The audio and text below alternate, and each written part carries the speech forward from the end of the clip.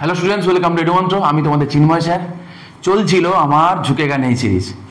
আজকের আমার last session of ঝুঁকেগা নেই সিরিজ, কারণ তোমাদের ইন্ডিয়ার পলিটিটা আজকের আমি তোমাদের শেষ করে দেবো, কারণ আর কিছু বাকি রইল না। যা যা করানোর আমি তোমাদেরকে করিয়ে দিয়েছি। রিমেনিংগুলো তোমাদেরকে আমি বলবো যে তোমরা খুব বেশি তো কেউ দেখো নি, যে কটা আছে পরপর যদি তোমরা কখনো সময় সুযোগ পাও একটার পর একটা দেখে যেও, যে কোনো পরীক্ষার আগে, ঠিক আছে? তোমার এটা কিন্তু হেল্প হবে। লাস্ট 1 বছর ধরে আমি তোমাদের সাথে জুড়ে ছিলাম, চেষ্টা করেছি যেমন পেরেছি তোমাদের সঙ্গে প্রত্যেকটা চ্যাপ্টার ধরে লেক্সপিক আনতে। তোমাদের একটা প্রবলেম হয় কি, যে কি টাইপের কোশ্চেন্স হয়, কেমনভাবে পড়বো, কোন জায়গাগুলোকে ধরে পড়বো। তো সেটা নর্মাল টেক্সটের সাথে সাথে যদি রিলেটেড এমসিকিউ যদি কিছু সলভ করা যায়, তাহলে একটা সুবিধা, একটা ওভারঅল একটা ভিউ পাওয়া যায়। শুধুমাত্র পড়ে গিয়েও কিছু লাভ হয় না, এমসিকিউ তো প্র্যাকটিস করতেই হয়। আবার এমসিকিউর সাথে সাথে কিছু পড়া থাকলে এমসিকিউ সলভ করতে অনেক সুবিধা হয়।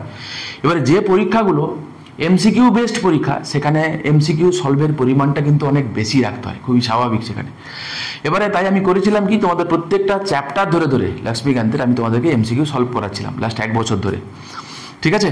তো দেখে নাও একটুখানি, এইগুলো সব শেষ হয়ে গেল। আজকেরও আমি এটাও তোমাদেরকে শেষ করিয়ে দিচ্ছি, আর কিছু বাকি রইল না। দেখো, historical background, making of the constitution, salient feature করিয়ে দিচ্ছি, প্রিঅ্যাম্বল হয়ে গেছে, ইউনিয়ন এন্ড টেরিটরি হয়ে গেছে, সিটিজেনশিপ, ফান্ডামেন্টাল রাইটস, ডিপিএসপি, তারপরে তোমার হচ্ছে fundamental duty, amendment, basic structure, president, vice president, prime minister, council of minister, Lok Sabha, Rajya Sabha, parliament, emergency, judiciary, constitutional body, state legislature, governor, local self government. Previous ইয়ারের WBCS preliminary question 2000 সাল থেকে শুরু করে 2022 সাল পর্যন্ত করানো আছে, ঠিক আছে? 23 সালটা যেটা বাকি আছে সেটা আমি তোমাদেরকে করিয়ে দেবো, ঠিক আছে?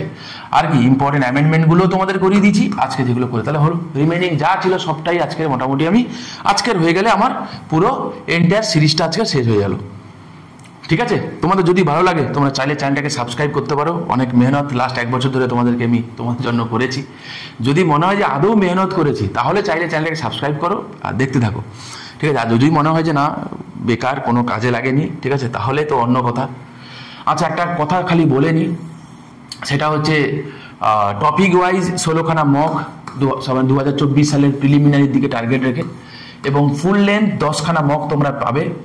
ইন্ডিভিজুয়াল কিনলে তোমরা সেটা পাচ্ছ 299-এ অনলি, এবং সেটা তোমরা একসঙ্গে যদি দুটো পারচেস করো এই পুজোর মধ্যে, তাহলে সেটা তোমরা পেয়ে যাবে 499-এ, ঠিক আছে? এছাড়া মিসলেনিয়াসের জন্য নতুন আমাদের ব্যাচ, মিসলেনিয়াস মেন্সের জন্য নতুন ব্যাচ আমাদের শুরু হচ্ছে।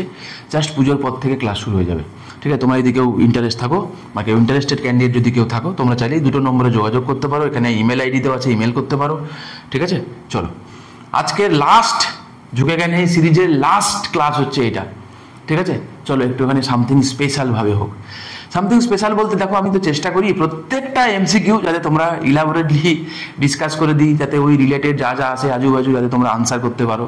চলো, okay. Which of the following article is repealed? তো বলছে কোন আর্টিকেলটা উঠে গেছে, 31A, B, C না D? আমি এর আগে পড়িয়েছি আর্টিকেল 31D আজ আর নেই, তোমরা জানো। এটা আমরা রিপিল করে দিয়েছি by 44th constitution amendment act of 1978। Remaining যে কটা আর্টিকেল আছে তোমরা জানো, 31A এবং B এটা অ্যাড হয়েছিল through first constitution amendment act, 31C add হয়েছিল through 25th constitution amendment act. এটা আমি প্রচুর বার বলেছি, অলরেডি বলেছি, আমি আর ইলাবোরেশনে গেলাম না। Next question, what does the 8th schedule of Indian constitution deal with? তো 8th শিডিউলে কি রয়েছে তোমরা জানো? অফিসিয়াল ল্যাঙ্গুয়েজ রয়েছে, রাইট? মনে আছে আশা করি। এবং এই রিলেটেড 3খানা কনস্টিটিউশনাল অ্যামেন্ডমেন্ট খুবই ইম্পর্টেন্ট, সেগুলোও তোমাদেরকে আমি পড়িয়ে দিচ্ছি। একটা হচ্ছে 21st কনস্টিটিউশন অ্যামেন্ডমেন্ট অ্যাক্ট, একটা হচ্ছে 71st কনস্টিটিউশন অ্যামেন্ডমেন্ট অ্যাক্ট, একটা হচ্ছে 92nd কনস্টিটিউশন অ্যামেন্ডমেন্ট অ্যাক্ট, ঠিক আছে? 92nd, এখানে কি বোডো, ডোগরি, মৈথিলি, সাঁওতালি, কোঙ্কনি, মণিপুরি, নেপালি, আর এখানে হচ্ছে সিন্ধ্রি, বাস মিটে গেল। রাইট নাও এখন 22খানা অফিসিয়াল ল্যাঙ্গুয়েজ আছে। অরিজিনালি ছিল 14টা, এটা হলো 15টা, তারপরে 16, 17, 18, 19, 20, 21, 22, বাস মিটে গেল। 8th শিডিউলে যেটা নেই সেটা হচ্ছে ইংলিশ নেই, ঠিক আছে? ইংলিশ নেই, মাথায় রেখো। চলো পরবর্তী প্রশ্ন, which article of Indian constitution content special provision with regard to the state of Maharashtra? তো মহারাষ্ট্র স্টেট সম্পর্কে স্পেশাল প্রভিশন, দেখো একটা কথা তোমাদের বলে রাখি, আর্টিকেল 371-এর এবং আর্টিকেল 371 আন্ডারে দেখবো একাধিক ক্লজ আছে, যেমন এ বি সি ডি এরকম রয়েছে, ঠিক আছে। আর্টিকেল 371 মানে যেখানে স্পেশাল প্রসিডিওর রয়েছে, মানে স্পেশাল কিছু কেসেস রয়েছে রাজ্যগুলো সম্পর্কে। তোমরা জানো স্টেট রিঅর্গানাইজেশন অ্যাক্ট হয়েছিল, কবে হয়েছিল?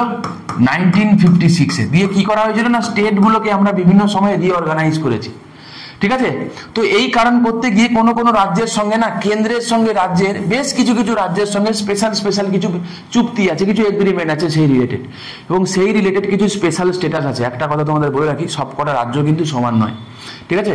এখানে কিন্তু রাজ্যগুলো মানে দেখবো কি আফটার 1956, তো তাদের জন্য স্পেশাল কিছু ক্রাইটেরিয়া আছে, এবং সেই ক্রাইটেরিয়াগুলো বললাম 371 এ বি সি ডি এরকম করে সব রয়েছে, যেগুলো খুব ইম্পর্টেন্ট। তো এবারে জানতে চেয়েছিল মহারাষ্ট্র সম্পর্কে। তোমরা জানো যে স্টেট রিঅর্গানাইজেশন অ্যাক্ট হওয়ার পরে প্রথম যেটা ভেঙেছিল সেটা হচ্ছে কি বম্বে প্রেসিডেন্ট, মানে বম্বে ভেঙে দুটো রাজ্য হয়েছিল, একটা হয়েছিল মহারাষ্ট্র, একটা হয়েছিল গুজরাট, তোমাদের আশা করে জানো। তো সেই রিলেটেড যে প্রভিশন যেটা কোথায় আছে, আর্টিকেল 371-এ আছে, আর্টিকেল 371-এ আছে, ঠিক আছে। Grand special responsibility to the governor of Maharashtra and Gujarat, right, মাথায় রেখো। আর article 371-A related to Nagaland, article 371B related to Assam, article 371D and E special provision for Andhra Pradesh and Telangana, ঠিক আছে, মনে রেখো। পরবর্তী প্রশ্ন, Which schedule of the Constitution of India prescribes for forms of oath or affirmation?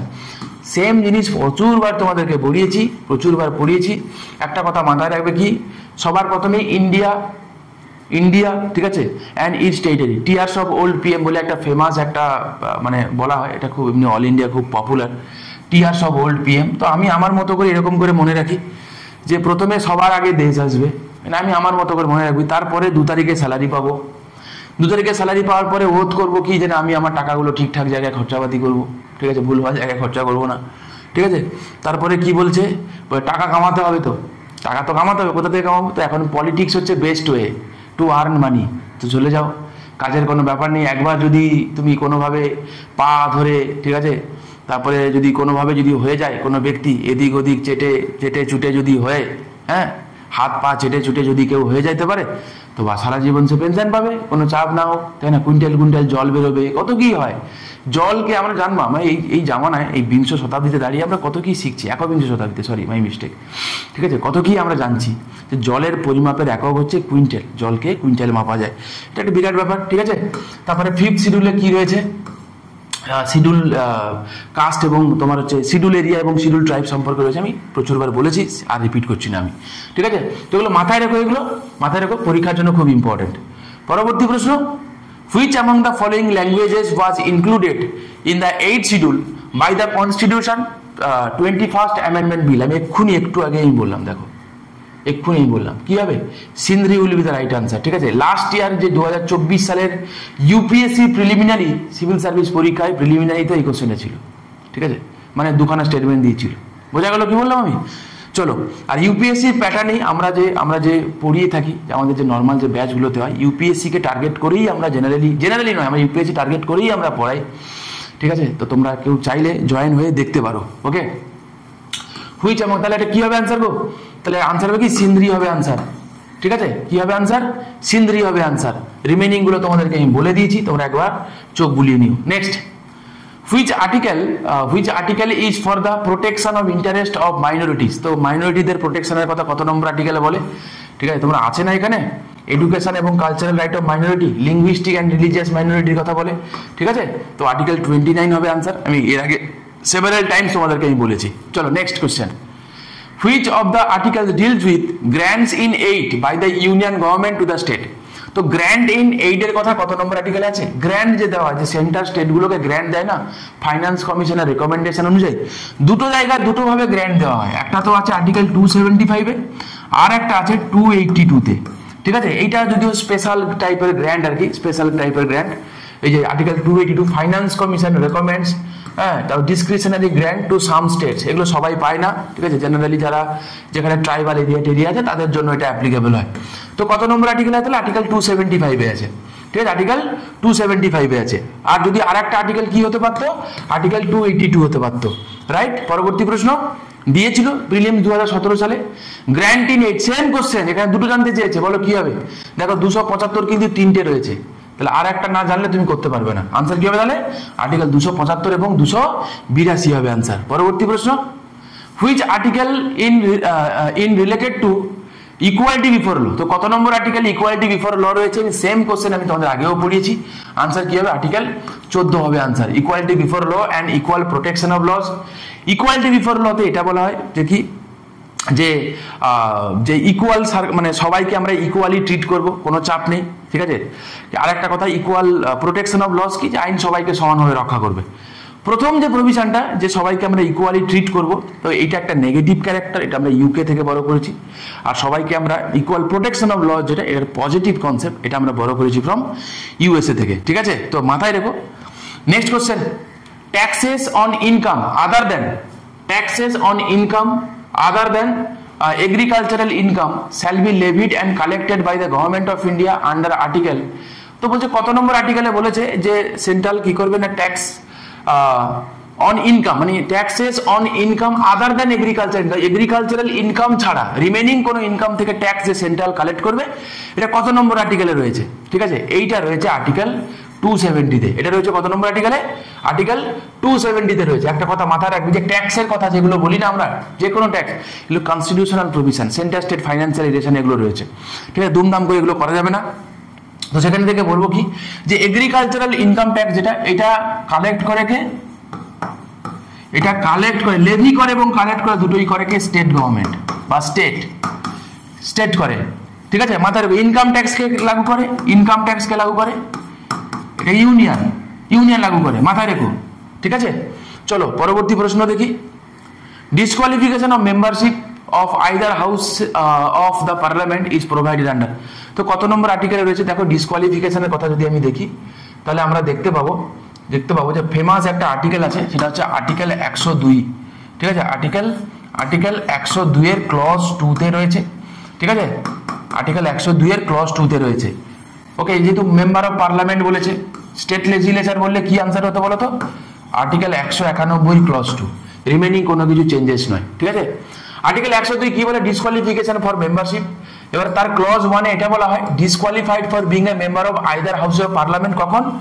If he hold any office of profit. দেখো, article 102-তে, article 102 এর clause 1 এবং ক্লজ 2, অ্যাকচুয়ালি বেসিক্যালি আর্টিকেল 102 পুরোটাই হবে, হ্যাঁ, স্বাভাবিকভাবে, ঠিক আছে। এবার এর আন্ডারে ক্লজ রয়েছে, এই ক্লজ 2টা রয়েছে অ্যান্টি ডিফেকশন রিলেটেড, আর আর্টিকেল 191 ক্লজ 2 যেটা, এটাও রয়েছে অ্যান্টি ডিফেকশন রিলেটেড। ওকে, আচ্ছা। 102 ক্লজ 1 সাব ক্লজ এ কি বলেছে? অফিস অফ প্রফিটে থাকা যাবে না।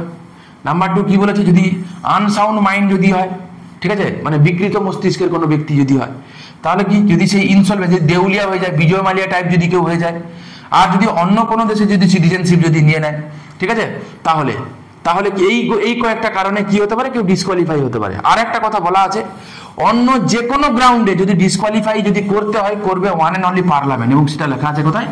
আর্টিকেল 102 এর ক্লজ 1 সাব ক্লজ ই-তে বলা আছে, ঠিক আছে, সাব ক্লজ ই-তে বলা আছে। তাহলে আমরা এখান থেকে কি শিখলাম? আমি একবার ছোট্ট করে আরেকবার বলে দিই, চুপটি করে মন দিয়ে শোনো, যে ডিসকোয়ালিফিকেশনের যে গ্রাউন্ডগুলো পার্লামেন্টের ক্ষেত্রে রয়েছে কোথায় না? আর্টিকেল 102-তে। কতগুলো ক্লজে রয়েছে? 2খানা ক্লজে রয়েছে, মন দিয়ে শোনো। তার ক্লজ 1-এ রয়েছে ডিসকোয়ালিফিকেশনের বেশ কিছু গ্রাউন্ড। কি গ্রাউন্ড? যেগুলো সাংবিধানিক গ্রাউন্ড। ইউপিএসসি দিলে লাগবে, ডাব্লিউবিসিএস আমার মনে হয় না ওদের এত ডেপথনেস আছে, দেবে না, উইথ গ্যারেন্টি, চাপ নেই ওদের, এত টুকবে কোশ্চেন, টুকবে সিম্পল, এত ডেপথনেস নেই ওদের, দেওয়ার মতো অকাত নেই, ক্ষমতা নেই, ঠিক আছে। ইউপিএসসি তুমি দেবে, তুমি সেখানে এই জাতীয় কোশ্চেন এক্সপেক্ট করবে, যে which of the following is a constitutionally, which of the following is a constitutional ground, ঠিক আছে, কিসের? Of disqualification to be a member of either house of the parliament. তাহলে বলছে তোমাকে যে কোনটা একটা সাংবিধানিক গ্রাউন্ড, বোঝা গেল? কোনটা একটা সাংবিধানিক গ্রাউন্ড যেদিক দিয়ে ডিসকোয়ালিফাই হয়। তোমাকে অপশন আমি কি দিলাম দেখো, এখানে দিয়েছে কি, যে প্রথমত বলেছে আনসাউন্ড মাইন্ড, বলো সাংবিধানিক গ্রাউন্ড, তো হ্যাঁ অবভিয়াসলি সাংবিধানিক গ্রাউন্ড। অন্য কোনো দেশে যদি সিটিজেনশিপ নিয়ে নেয়, ডিসকোয়ালিফিকেশন, অবভিয়াসলি সাংবিধানিক গ্রাউন্ড। আমি যদি তোমাকে বলি যে আর একটা তোমাকে বলি অফিস অফ প্রফিট থাকা যাবে না, সাংবিধানিক গ্রাউন্ড কি না? অবভিয়াসলি সাংবিধানিক গ্রাউন্ড। তার সঙ্গে যদি আমি তোমাকে বলি এটা, যে কেউ ডাউরি নিয়েছে, যদি কেউ ডাউরি নেয়, এটাও কিন্তু একটা ডিসকোয়ালিফিকেশনের গ্রাউন্ড বাবা, শুনে রাখো। যদি কেউ ডাউরি নেয়, কেউ যদি কোনো জায়গায় মারামারি লাগিয়ে দেয়, মানে গ্রুপে ভায়োলেন্স লাগিয়ে যদি দেয়, এগুলো কিন্তু কিন্তু কেউ যদি কোনো সরকারি কর্মচারী তার জীবদ্দশায় মানে যতদিন চাকরি বাকরি করেছে সেই সময় যদি কেউ ব্রাইব নেয়, ঘুষ নেয় এবং ঘুষ নিয়ে ধরা পড়ে, ঠিক আছে, এবং তাহলে তার রাজনৈতিক কেরিয়ার কোশ্চেনের মুখে পড়ে যাবে। তাহলে এইগুলো কিন্তু ডিসকোয়ালিফিকেশনের গ্রাউন্ড, কিন্তু এগুলো কোথাও কিন্তু সংবিধানে লেখা নেই। কি বললাম বুঝতে পারলেন? কি বললাম, এগুলো কোথাও সংবিধানে লেখা নেই। এগুলো পার্লামেন্ট বানিয়েছে, বিভিন্ন সময় পার্লামেন্ট বানিয়েছে। রিপ্রেজেন্টেশন অফ পিপলস অ্যাক্ট বলে একটা অ্যাক্ট হয়। কি বললাম বাবা আমি? রিপ্রেজেন্টেশন অফ পিপলস অ্যাক্ট বলে একটা অ্যাক্ট হয়, যেটা 1950-1951 সালেও হয়েছিল, ঠিক আছে। এবারে এই অনুযায়ীও কিন্তু বা ধরে নাও মানে এই অনুযায়ীও কিন্তু ডিসকোয়ালিফাই হয়। ইন্দিরা গান্ধীর কথা মনে আছে? ইন্দিরা গান্ধী এবং রাজনারায়ণ যে কেসটা যেটা হয়েছিল, কেন হয়েছিল না, ইন্দিরা গান্ধী ম্যালাফেট করে জিতেছিল। তাহলে যে ম্যালাফেট করে জেতাটাও যে একটা ডিসকোয়ালিফিকেশন, সেটা কি এখানে সংবিধানে রয়েছে? লেখা নেই। আই হোপ তোমরা বুঝতে পারছো। মাথায় রেখো, এগুলো তোমরা যারা ইউপিএসসি, সিডিএস, এনডিএ জাতীয় পরীক্ষায় দেবে তাদের জন্য কাজে লাগবে, ছোটখাটো পরীক্ষার জন্য নয়। তোমাকে পড়ার কোনো প্রয়োজনই নেই, যেটা নাই তো নাই, ছেড়ে দাও। বোঝা গেল কি বললাম? তাহলে তোমাকে দেবে যে which of the following is not a constitutional ground of disqualification, ঠিক আছে। তো মাথায় রেখো এটা, যে কোনটা কনস্টিটিউশনাল গ্রাউন্ড কোনটা নয়। যারা ইউপিএসসি জাতীয় পরীক্ষা দেবে তাদের জন্য কিন্তু খুঁটিয়ে এগুলো পড়ে যেতে হবে, কারণ এখান থেকেই কিন্তু এই জাতীয় জায়গা থেকেই ইউপিএসসি প্রিলিমসে কোশ্চেন জানতে চাওয়া হয়। কোশ্চেন পেপারটা স্টাডি করে দেখো। চলো পরবর্তী প্রশ্ন দেখি কি বলেছে। বলছে অ্যাকর্ডিং টু আর্টিকেল 1 ইন্ডিয়া কি? আচ্ছা, India that is Bharat shall be union of states, এটা অ্যাকচুয়ালি আনসার হবে। এবারে পিএসসি তোমাকে ফেডারেশন আনসার দেবে। তো আমি সবাইকে বলি, ওরা বলে যে স্যার পিএসসি তো ফেডারেশন আনসার নিচ্ছে, তাহলে আমরা কি ফেডারেশন করে আসবো? তখন আমি ওদের বলি যে কোনো একটা এজেন্সি যদি ভুল আনসার দেয়, তাহলে আমি কি তোমাকে ভুল পড়াতে পারি? ঠিক না। না, এবারে আনকনসিয়াসলি হয়তো কোনো কিছু বাই মিস্টেকেন প্রত্যেকের মুখ দিয়ে কিছু না কিছু কখনো কখনো বেরিয়ে থাকতে পারে। আমিও যেহেতু মানুষ, রোবট নই, কখনো হয়তো ভুল বেরিয়ে গেছে, পরে আমার চোখে পড়েছে, আমার পরে মনে হলো যে না এই জিনিসটা আমার ভুল বলা হয়ে গেছে, চলো আমি একবার রেকটিফাই করে দিই। ঘটে, যে কোনো ব্যক্তির ক্ষেত্রেই ঘটতে পারে। এখানে মানে চাপ নেওয়ার মতো কিছু নেই, বা এটাকে লজ্জা পাওয়ার মতো কিছু নেই, তাই না? মানুষ মাত্রই ভুল হয়, এবার আনকনসিয়াসলি হয়তো বের হয়। আমার সব হয় না যে মাথায় ভাবছি এক, বলে ফেলেছি আর এক, তো এটা হয়ে থাকে। কিন্তু এরকম একটা এজেন্সি, কে এজেন্সি আবার? পাবলিক সার্ভিস কমিশন, সে একটা পরীক্ষা কন্ডাক্ট করে তার আনসার দিচ্ছে, এবং আনসার মানে এমন একটা আনসার যে আর্টিকেল পলিটির একদম প্রথম আর্টিকেল থেকে আনসার দিচ্ছে এবং সেটাই ভুল দিচ্ছে। তো কনফিডেন্স মানুষের কোথায় যাবে? ভাবতে পারছো? আমি তাই পিএসসিকে বলি যে একটুখানি ম্যাচিওর হওয়ার প্রয়োজন রয়েছে পিএসসির। কথাগুলো শুনলে মনে হবে স্যার কী সব কথা বলছে, না একদমই নয়। আশা করি তোমরা যারা অ্যাসপিরেন্ট, যারা পরীক্ষা দাও, তারা আমার সঙ্গে 100% সহমত হবে। একটা এজেন্সি অন অ্যান অ্যাভারেজ 1.5 বছর অন্তর একটা পরীক্ষা কন্ডাক্ট করে, তার কোশ্চেনের 200খানা কোশ্চেনের মধ্যে যদি এই রকম জাতীয় লেজেন্ডারি ভুল থাকে, তাহলে কি বলবে বলো? স্পিচলেস, বলার মতো কিছু নেই। আনসার কি হবে? It is a union of states, ঠিক আছে। Next question, executive power of the state is vested on the governor by which article of the Indian. আচ্ছা, বলেছে যে গভর্নর যে executive head of the state হবে, এটা কত নম্বর আর্টিকেলে রয়েছে? দেখো, একটা কথা তোমাদেরকে বলে নিই যে গভর্নর সম্পর্কে কয়েকটা আর্টিকেল আছে, যেগুলো মনে রাখতে হবে। প্রথমত, there shall be a governor in every state, article 153 রয়েছে, ঠিক আছে। আর্টিকেল 154 রয়েছে executive power of the governor. Executive power of the governor রয়েছে। Article 161 pardoning power of the governor. আর গভর্নর কি করে? অ্যাডভোকেট জেনারেলকে অ্যাপয়েন্ট করে 165 দিয়ে। তাহলে বলো, আর আর্টিকেল 155 এটা কি বলা হয়? যে গভর্নরকে অ্যাপয়েন্ট করবে কে? প্রেসিডেন্ট, এবং he hold office during the pleasure of president, ঠিক আছে, during the pleasure of president. তাই দেখো, 155 সঙ্গে যদি 2 গুণ করি কত হয়? 310 হয়। তোমাদের ডক্ট্রিন অফ প্লেজার পড়ানোর সময় বলেছিলাম না যে article 310 doctrine of pleasure, article 155 doctrine of pleasure বলেছিলাম। আশা করি এই বছর মেন্সে 310 দিয়েছে। এই কারণে দিয়েছে কারণ প্রিভিয়াস ইয়ারে কোশ্চেনটা আছে বলে। তাই মধ্যে মাথা খাটানোর মতো ক্ষমতা নেই যে নতুন একটা কোশ্চেন দিই। তুমি ইউপিএসসি কোশ্চেন দেখবে, তো ইউপিএসসি কোশ্চেন দেখবে, বা যে কোনো সেন্ট্রাল গভর্নমেন্ট রিক্রুট করে এজেন্সি কোশ্চেনগুলো দেখবে। তাই কোশ্চেনের মধ্যে হতে পারে যে কোনো একটা অ্যাসপিরেন্ট কোশ্চেন আনসার করতে পারেনি, কিন্তু কোশ্চেনগুলো পড়ে মন ভরে যায়। একটা কোশ্চেনগুলোর মধ্যে একটা মাধুর্যতা আছে, তাই না? Copy paste type of question নয়, ওকে। আর পিএসসির কোশ্চেনগুলো পড়ে দেখবে, বোঝা যাবে।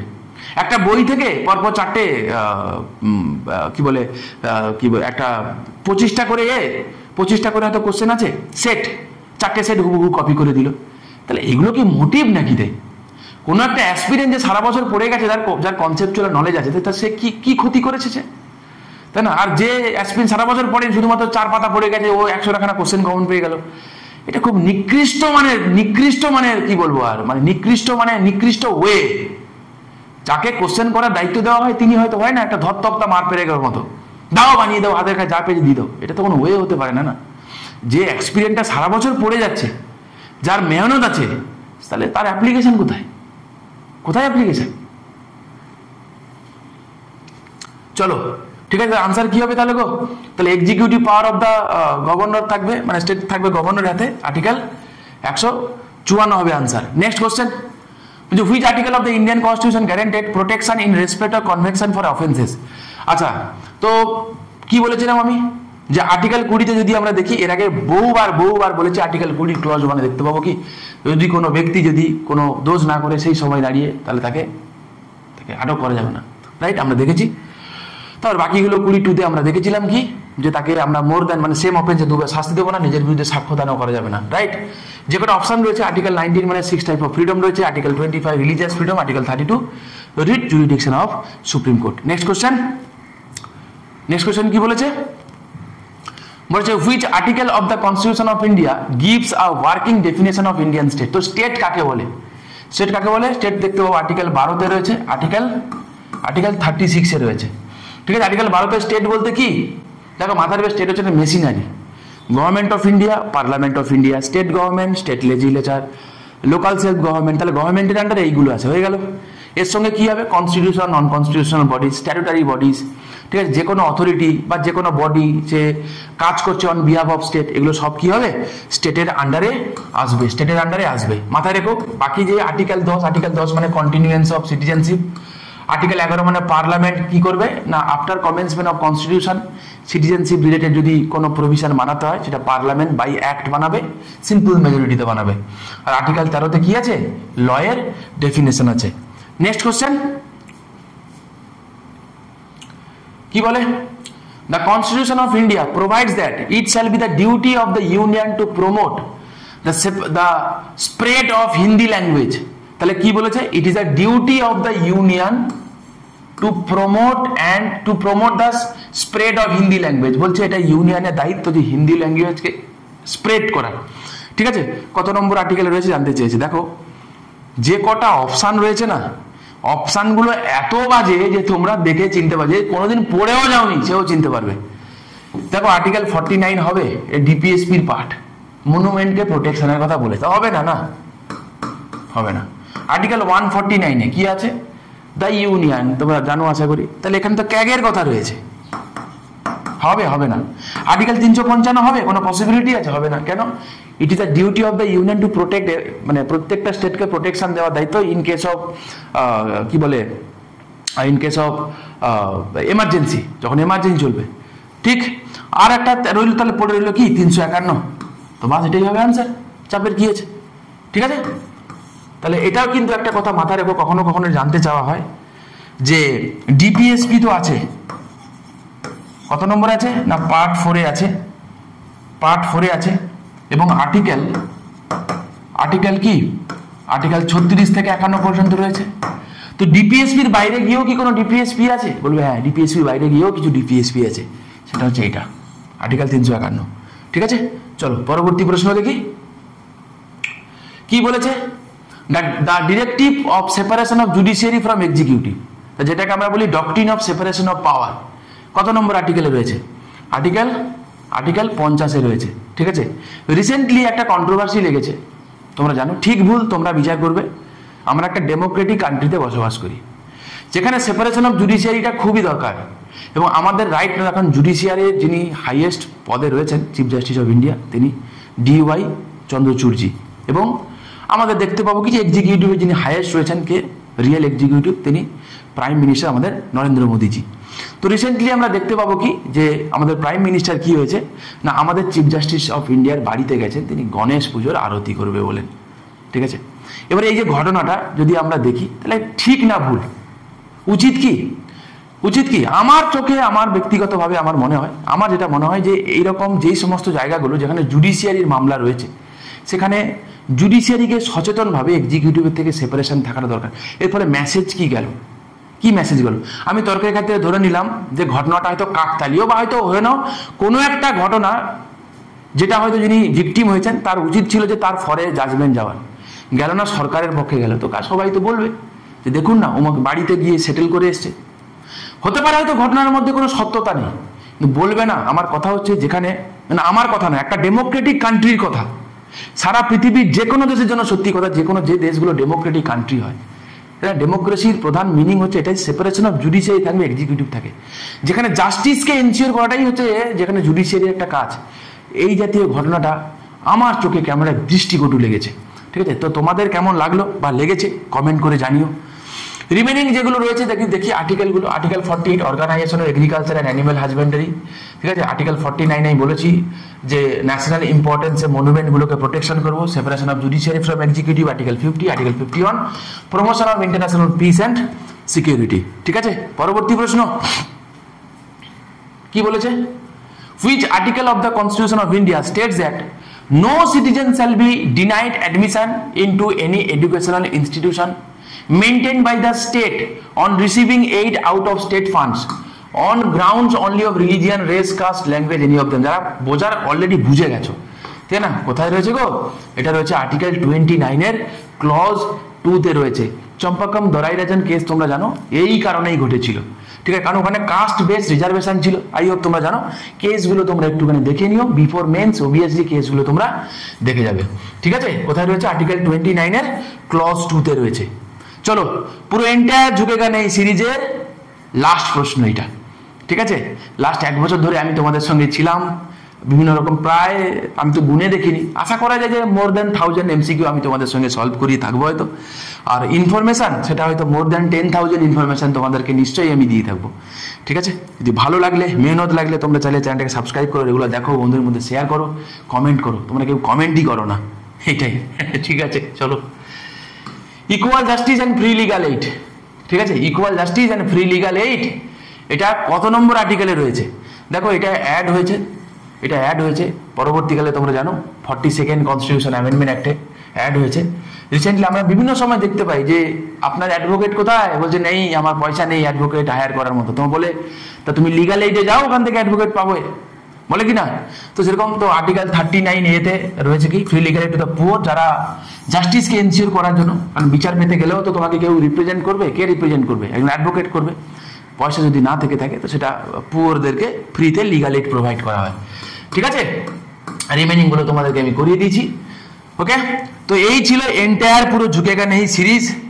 কেমন লাগলো পুরো এন্টায়ার সিরিজটা, পুরো জার্নিটা আজকের আমি শেষ করলাম, ফাইনালি অফিসিয়ালি শেষ করলাম।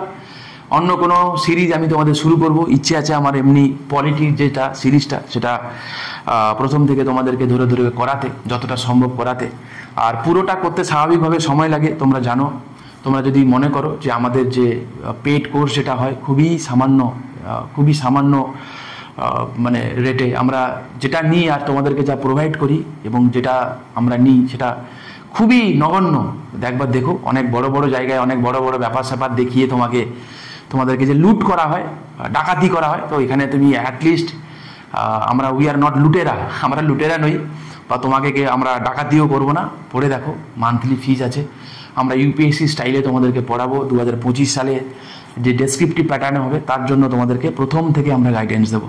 ঠিক আছে, চাইলে তোমরা করে দেখতে পারো। সেখানে তোমাদেরকে স্বাভাবিকভাবে ইউটিউব প্ল্যাটফর্মে এত ডিটেলসে আমরা পড়াতেও পারি না, কারণ তোমাদের ধৈর্য থাকবে না, তো হয়ও না।